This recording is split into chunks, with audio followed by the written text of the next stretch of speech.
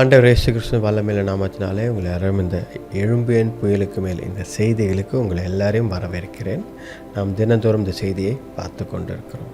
இன்றைக்கி நம்ம பார்க்க போகிற ரீடிங் பேசேஜ் என்னன்னு பார்த்தீங்க அப்படின்னா, யோவான் எழுதின சுவிசேஷம் 17ஆம் அதிகாரம் 18ஆம் அதிகாரம், அதுலேருந்து ஒரு வசனத்தை பார்ப்போம். யோவான் 17ஆம் அதிகாரம் 17ஆம் வசனம். Sanctify them by the truth. Your word is the truth. ஆண்டவர் என்ன சொல்கிறாரு இந்த வசனத்தில், நான் பிதாவிடத்தில் ஜெபம் பண்ணுறார். ஆண்டவர் ஆக்சுவலாக என்ன பண்ணுறாரு, இயேசு கிறிஸ்து பிதாவிடத்தில் ப்ரேயர் பண்ணுறாரு. இந்த ப்ரேயர் பார்த்திங்கன்னா 17ஆம் அதிகாரத்தில் ரொம்ப பவர்ஃபுல்லான ப்ரேயர். நீங்கள் வீட்டில் அப்புறமா கூட படித்து பாருங்கள். அந்த ப்ரேயர், அந்த கான்டெக்ஸ்ட் ஆஃப் த ப்ரேயரை ரொம்ப பவர்ஃபுல்லான ஆண்டவர் இயேசு கிறிஸ்து பண்ண ஜெபம்.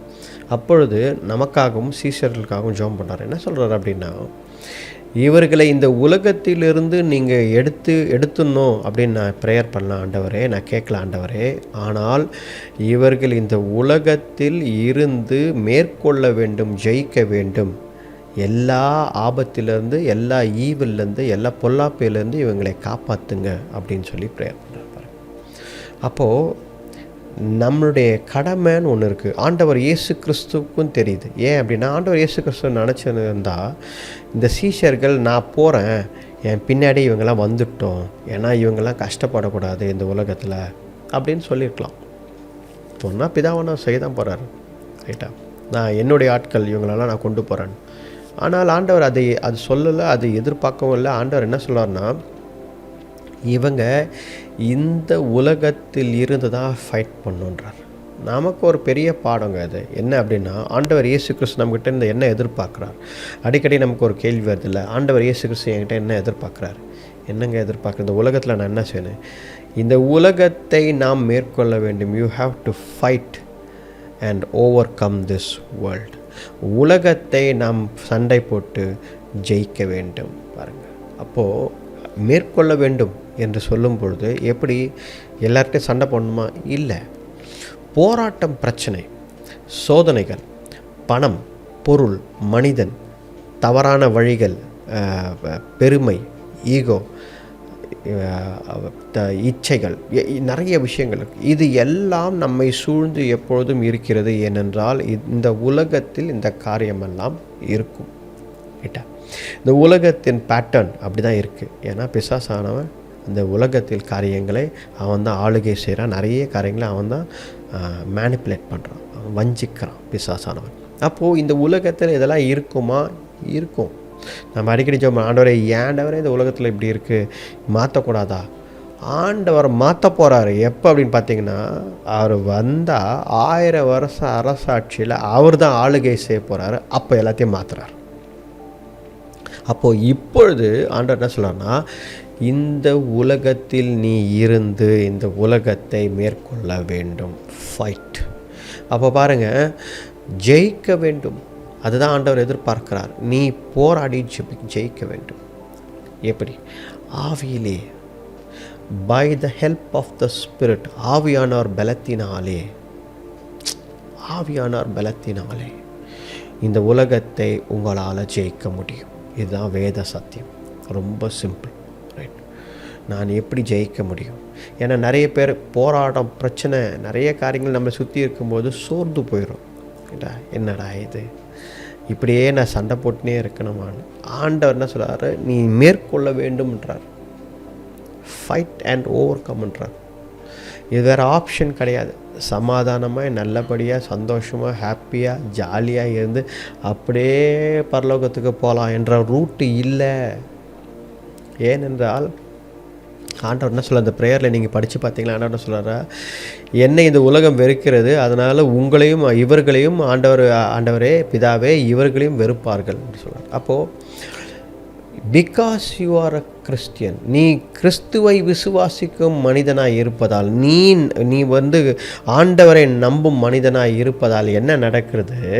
ஆண்டவர் என்ன சொல்கிறார்னா, உன்னை இந்த உலகம் எதிர்க்கும். உன் பேட்டர்னை ஏற்றுக்க மாட்டாங்க. நீ செய்கிறதெல்லாம் தப்புன்னு சொல்லுவாங்க. நீ செய்கிறதெல்லாம் இவங்க ஏதோ தப்பாக செய்கிறாங்க, சம்மந்தம் இல்லாமல் செய்கிறாங்க, இந்த உலகத்தின் பேட்டர்னில் இவங்க இல்லை அப்படின்னு சொல்லுவாங்க. ஏன் அப்படின்னு பார்த்தீங்கன்னா, நம்ம இந்த உலகத்தாரே அல்ல. ஃபர்ஸ்ட் ஆஃப் ஆல் நல்லா ஞாபகம் வச்சுக்கோங்க. எப்போ ஆண்டவரை இயேசு கிறிஸ்துவை ஏற்றுக்கொண்டீர்களோ அப்போவே நம்மலாம் சிட்டிசன்ஸ் ஆஃப் ஹெவன், பரலோகத்தின் மகன்களாக இருக்கிறோம். பரலோகத்தின் குடிமகன்னா சிட்டிசன்ஸ் ஆஃப் ஹெவன்னா என்ன அர்த்தம் அப்படின்னா, நம்ம இந்த உலகத்தில் டெம்பரரியாக வாழ்கிறோம். உலகத்தின் நம்ம வந்து டெம்பரரியாக வாழ்கிறோம். இந்த டெம்பரரியான விஷயம் என்ன அப்படின்னா, இதை நாம் ஜெயிக்க வேண்டும், மேற்கொள்ள வேண்டும். அதுதான் ஆண்டவர் ப்ரேயர் பண்ணுறார். அப்படி ப்ரேயர் பண்ணிவிட்டு ஆண்டவர் என்ன சொல்கிறார் அப்படின்னு பார்த்தீங்கன்னா, பாருங்கள், my prayer is that not to take them out of the world but that you protect them from evil one. பிசாசுலேருந்து நீங்கள் அவர்களை காப்பாற்றுங்க. They are not of this world even as I am not of it. ரொம்ப ஒரு பெரிய சத்தியத்தை ஆண்டவர் அந்த இடத்துல சொல்கிறார். நீங்கள் இந்த உலகத்தார் அல்ல. அது நல்லா புரிஞ்சுக்கணும். நம்மெல்லாம் இந்த உலகத்தார் அல்ல. ஆண்டவர் இயேசு கிறிஸ்துவை என்றைக்கு ஏற்றுக்கொண்டோமோ அப்பொழுதே நாம் இந்த உலகத்தார் அல்ல. நம்மளுடைய சிட்டிசன்ஷிப்பு, நம்மளுடைய குடி உரிமை எல்லாம் மாறிவிட்டது. நாம் கர்த்தருடைய பிள்ளைகள். அதனால் இந்த உலகத்தார் மாதிரி பிஹேவ் பண்ணாதீங்க. Don't behave like this world's people. எல்லாவற்றையும் அவங்க செய்கிறதெல்லாம் நம்மளும் செஞ்சுக்கினேன். பார்ட்டி ஜாலியாக இருக்குது, சினிமாவுக்கு போகிறது, அது இது என்னென்ன செய்ய முடியுமோ அது எல்லாவற்றையும் உலகத்தில் இருக்கிறவங்க என்ன செய்கிறாங்களோ அதெல்லாம் நீங்கள் செய்கிறீங்க அப்படின்னா நம் வேறுபட்டவர்கள் அல்ல. We are not different, we are the same. ஆண்டவர் வரும்பொழுது உலகத்தாரிலேருந்து நம்மை பிரித்து பார்க்கவே முடியாது அவரால். எல்லாம் ஒன்றுக்குள்ளே ஒன்று இருக்கிறாங்க. என்னுடைய பிள்ளைகளும் அவங்களோட ஒன்றுக்குள்ளே ஒன்று இருக்கிறாங்க. அவர்களை பிரிந்து பார்க்க முடியவில்லை என்று ஆண்டவர் சொல்லிவிடுவார். நான் உங்களை அறியேன்னு சொல்லிடுவார். ஞாபகம் வச்சுக்கோங்க.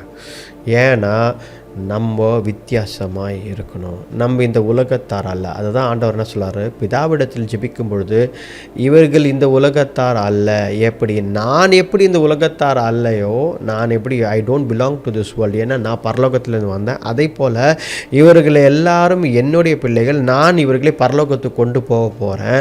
இவர்களும் உலகத்தார் அல்லன்றார். அப்போது அதை நம்ம உணர்ந்து நாம் வாழணும்.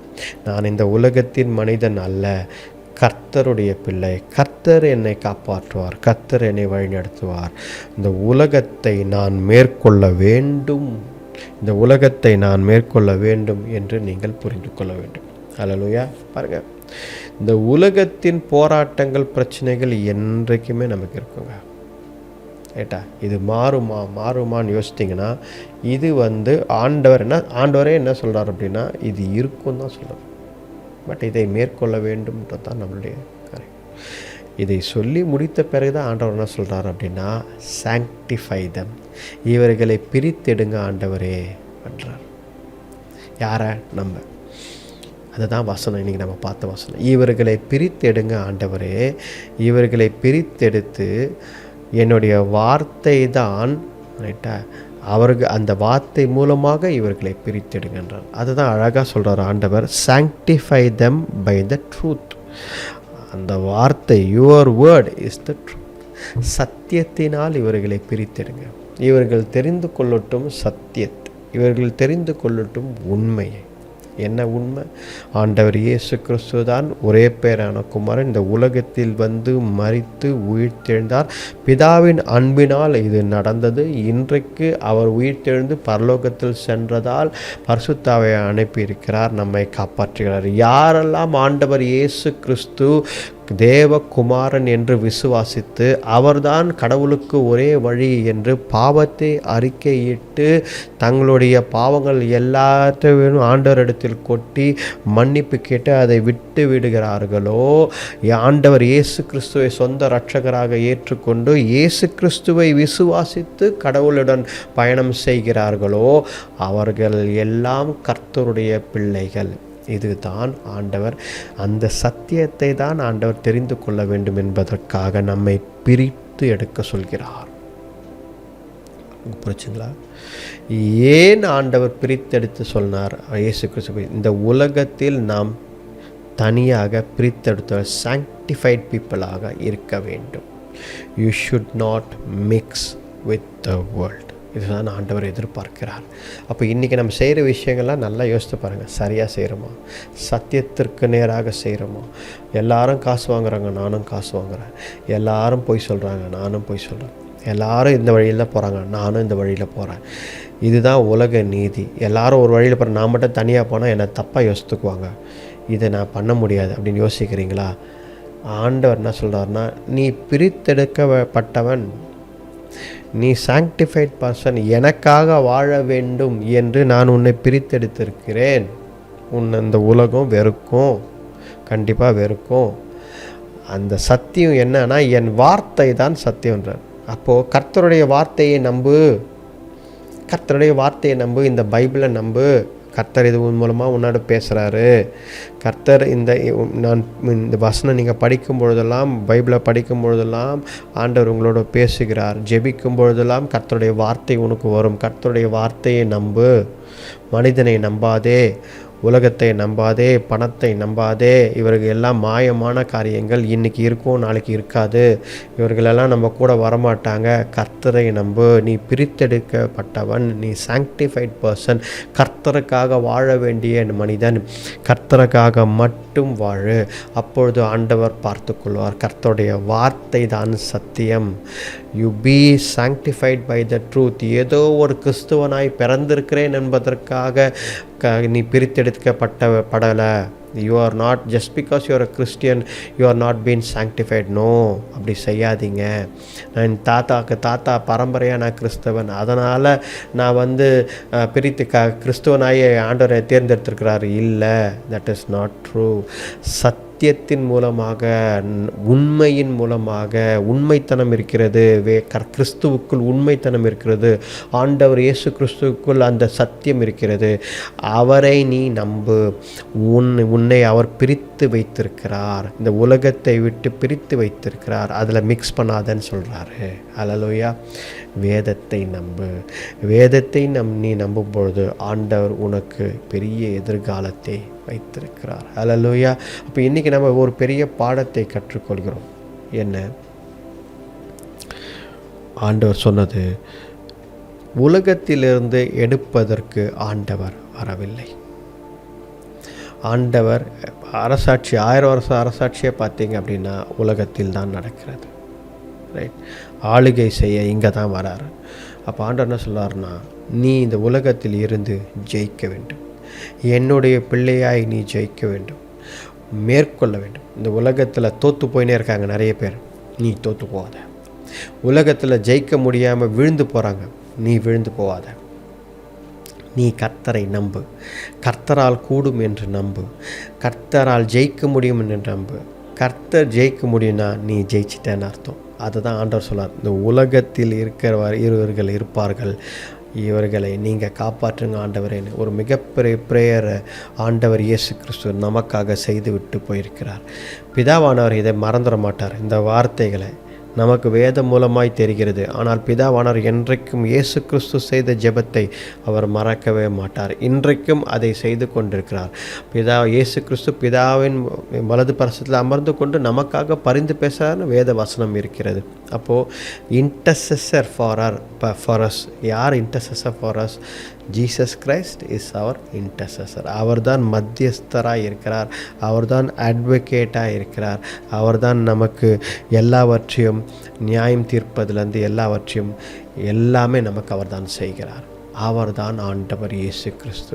அப்போ இன்றைக்கி நம்ம செய்ய வேண்டிய ஒரு முக்கியமான விஷயம், ஆண்டவருக்கு ஒப்பு கொடுங்க. உலகத்திற்கு ஒப்பு கொடுக்காதீங்க, ஆண்டவருக்கு ஒப்பு கொடுங்க. ஆண்டவரே, இனிமேல் நான் அந்த உலகத்தோடு சேர மாட்டேன்.